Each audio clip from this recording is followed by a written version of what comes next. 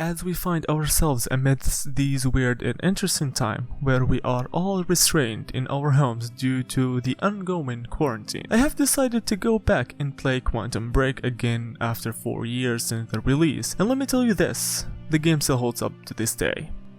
Today we are going to discuss the entire game and what makes it unique. The game was developed by none other than Remedy Entertainment. They are the guys behind the first and second installment of Max Payne, Alan Wake, and their latest game, Control, that I might talk about in the next video. Remedy is known for their great storytelling and their ability to make games that are the most interesting to play, and Quantum Break is no different. Remedy describes their game with the following, and I quote, "Quantum Break is a blockbuster game with time-amplified action and a suspenseful storyline brought to life in a way never done before by fusing gameplay in a gripping live-action show. Time itself becomes fractured in a time travel experiment. Jack Joyce fights the secretive monarch solutions to put things right before it's too late. The actions you took and choices you make shape your experience in the show, creating a new and unique entertainment experience." And yes, you heard that right. The game fuses both gameplay and a live action show. Remedy took a huge risk, and I applaud them for that. Making something new and different from all we have already seen is always scary, yet they managed to do such an amazing job. We'll come back to how the show plays a role in your gameplay later on. The pre-production of the game started in 2011, and the game was announced mid-2013. The first initial release date was in 2015, but it was delayed to avoid the competition with other Xbox One exclusives, and you probably already guessed that the game was published by Microsoft Studios for their console, the Xbox One, and also for Windows. The first teaser that was released in E3 2013 didn't give much information about the gameplay or the story, but it was for sure interesting to see, and in 2014 Remedy gave the first look at the gameplay at Gamescom, and I can tell you one thing. It was a very new and intriguing concept. A third-person shooter with a time travel power twist. I mean, yeah, it is not the most original idea ever, but nothing is original after all. I mean, even some of the most successful games are just rehashes of already existing concepts. Kill me, you can try. Rules are made to be broken. Stay still! I'm trying to shoot you. Might to overpower any foe.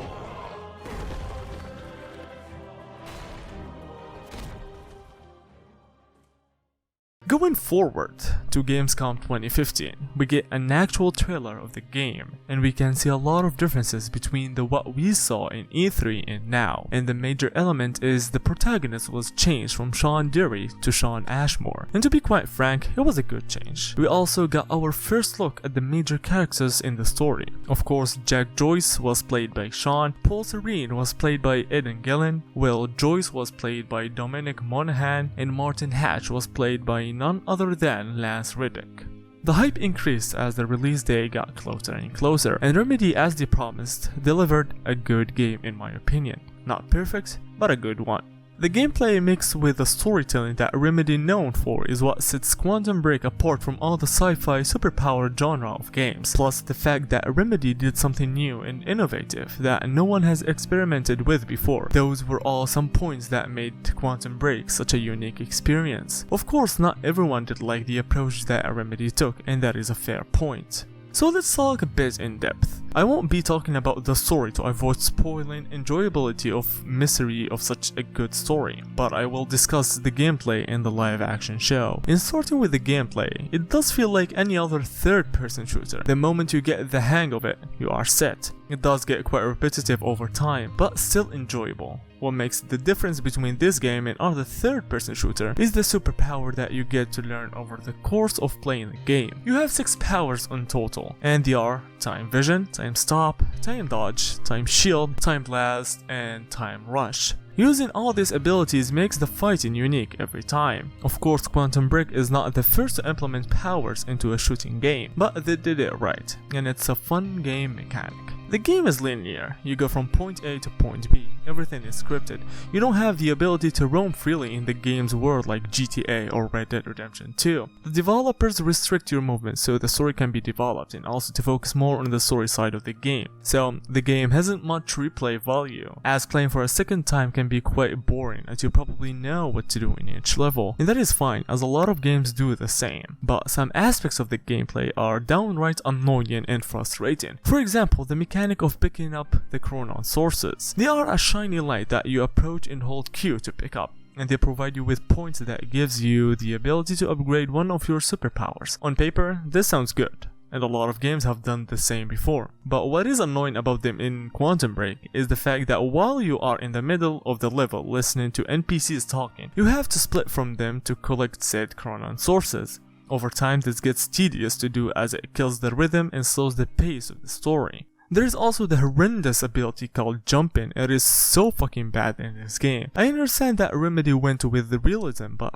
realism does not work all the time with video games. And in game where you're literally playing with space-time, I guess you can get away with some unrealism in the jumping department. After all, it's a sci-fi game. Remedy did fix that in a way in their latest game Control, but that is for another video. Another point to bring up is the AI of the NPCs sometimes does not work correctly, so you find yourself staring at each other waiting for them to move as intended. All of this is just a handful of things that may annoy you while you play in the game, but the gameplay is still enjoyable and holds strong after 4 years. And now let's talk about what makes Quantum Break unique, the live action show. But after that, let's discuss how you get to the show. You first play an act where you play as Jack Joyce. After finishing the act, you play Junctions, and you play here as Paul Serene, the antagonist of the game. And in these junctions, you have a decision to make. Each decision you make changes the story in the live action show. So there is a replay value for the game in this department, to unlock more paths in the story or discover new ones. There are 4 episodes in the entire game, and each episode is about 45 to 50 minutes. Basically, similar to an actual TV show. And Remedy decided to go with well-known actors for both the live action and the motion capture for the game, such as Sean Ashmore that plays Jack Joyce, Eden Gillen who played Paul Serene, and Lance Reddick who played Martin Hatch. The acting is not terrible, but it holds up strong to a high-budget TV show. Some of the effects are not good and some of the CGI looks off, but that is okay when the acting is believable. And one of the strong assets of the show is the live action. Each episode is packed with some really good action-based scenes, and they are good, like really good. And somehow, the concepts work for Remedy. The show implementation was actually good. They discussed more of what is happening within Monarch Solution. And of course, they could have just went with a 3D rendered cutscene and cut it off, but I am thankful that they have decided to take a leap forward and try something new. You also have the ability to skip the show altogether and just play the game. You will get to finish the story and understand everything, but you will probably not get the full vision of the story. The game takes about 12 hours to beat, including the episodes, so not the longest game ever. Let's get back to the gameplay for a second. Remedy is known for making a heavy action third-person shooter, from the noir genre of Max Payne and the bullet time mechanic to the horror-filled, frightening, thrilling world of Alan Wake, and Quantum Break is no different. Remedy is known for their quirkiness to make such a unique experience, and you can see that very well in Quantum Break, from all the particles and flashes that happens when the world is fractured, and each ability that you learn throughout the levels of the game add more depth to what you call a generic shooting game. The first ability you get is Time Vision, a quite known power. You sense your surroundings. You use it mainly to know the places of chronon sources and to count how many enemies are there. In fact, none of Quantum Break's powers feels unique when you state them. Time Stop is basically stopping time. Time Dodge is another dash that you use to, well, dodge. Time Shield is a shield that, well, shields you, and I guess the idea is pretty obvious.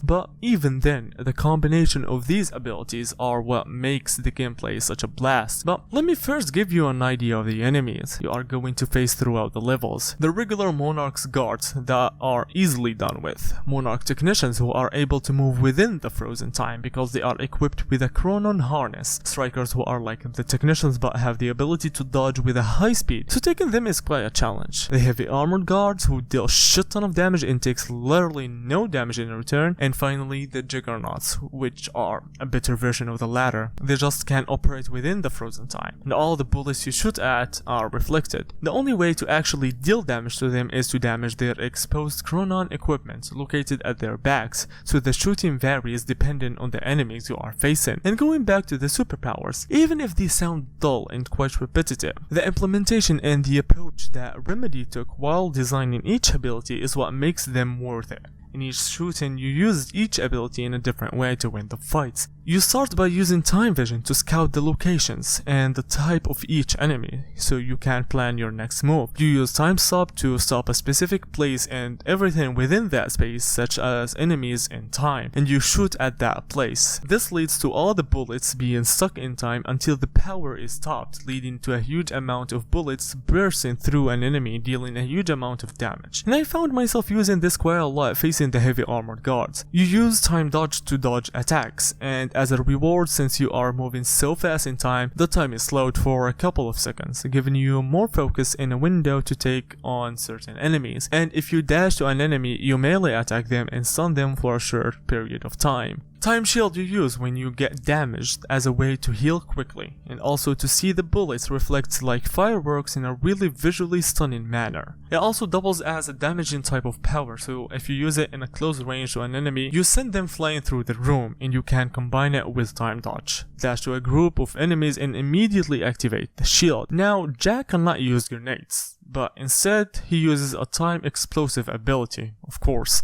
If you concentrate your power in a certain area, you deal a huge blast that will kill any weak enemy inside the radius of the blast. Combining this ability with time stop to take the more armored and strong enemies is a smart way of handling the fights. You can experiment with all the superpowers and combine them in a unique and creative way each fight, which makes the fights dynamic rather than static. You don't repeat the same thing over and over again. And lastly, there is Time Rush, which is equivalent of you becoming Sonic the Hedgehog. You move so fast through time that it freezes. Using this ability helps you take certain enemies quickly, using melee attacks, or to change your cover position, which leads to the enemies losing track of you. And speaking about the cover, all I can say is it's bad. Real bad. You don't have the ability to take cover. The moment you go near anything, Jack immediately takes damage, and sometimes you are not covered at all. It is a real mess. You take cover behind walls, you take damage. You take cover behind a ledge, you take damage. Wherever you go, you take damage. It is like there is no cover system in the first place, and there is something I hate about this game. But despite all of these flaws that game struggled with, it is still a fundamentally fun game to play, especially during this weird time that we live in.